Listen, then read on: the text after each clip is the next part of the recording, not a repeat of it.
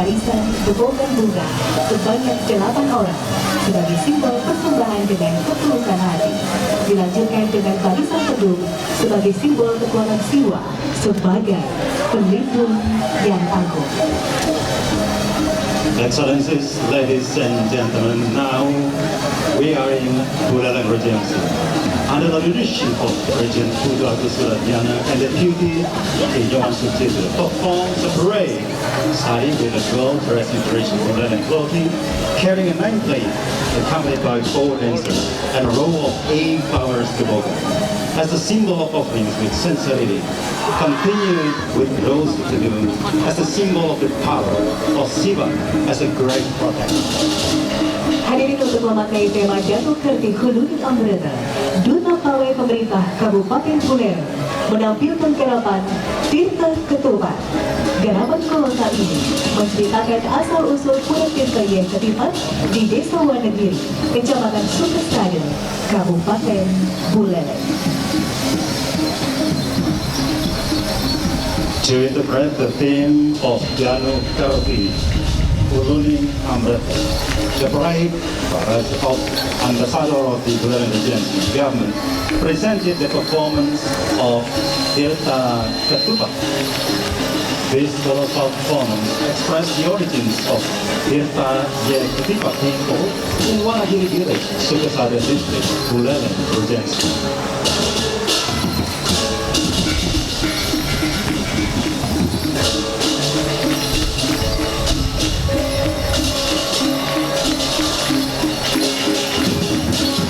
Hadirin, Pura Yeh Ketipat sangat erat kaitannya dengan perjalanan Kimbara Panji Sakti bersama sang ibu Sri Loh Pasek, kakeknya Ki Pancawarna dan para pengikutnya dari Istana Gelgel menuju Den Bukit atau Bali Utara sekitar tahun 1568, ratusan tahun silam. Setelah berjalan selama 2 hari menembus hutan belantara dan cuaca dingin, akhirnya mereka tiba di suatu tempat yang agak mendatar untuk beristirahat. Di tempat inilah Panji Sakti beserta pengikutnya menikmati santapan berupa ketupat yang mereka bawa. Excellencies, distinguished guests, ladies and gentlemen, Yeh Ketipat temple is closely related to the journey of Kimbara Panji Sakti with his mother, Sri Loh Pasek, his grandpa, Ki Pancawarna, and his followers from Gelgel Palace in Gunung to Den Bukit for North Bali, around 100 kilometers. Ladies and gentlemen, after walking for 2 days in the wild and cool weather, they finally arrived at the right place to rest. In this place, ladies and gentlemen, Panji Sakti and his followers enjoyed a meal in the form of ketupat they rode. It turned out that while enjoying the ketupat, the water supply had run.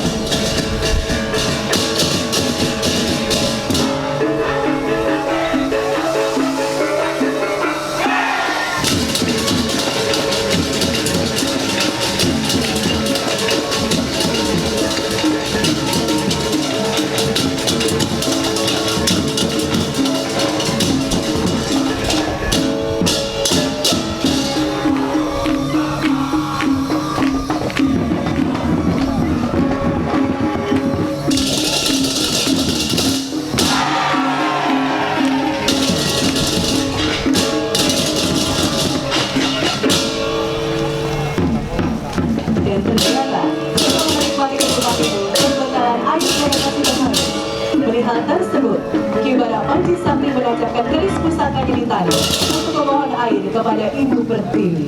Setelah kerisnya dicabut, tiba-tiba muncul mata air dari dalam tanah dan membanjir.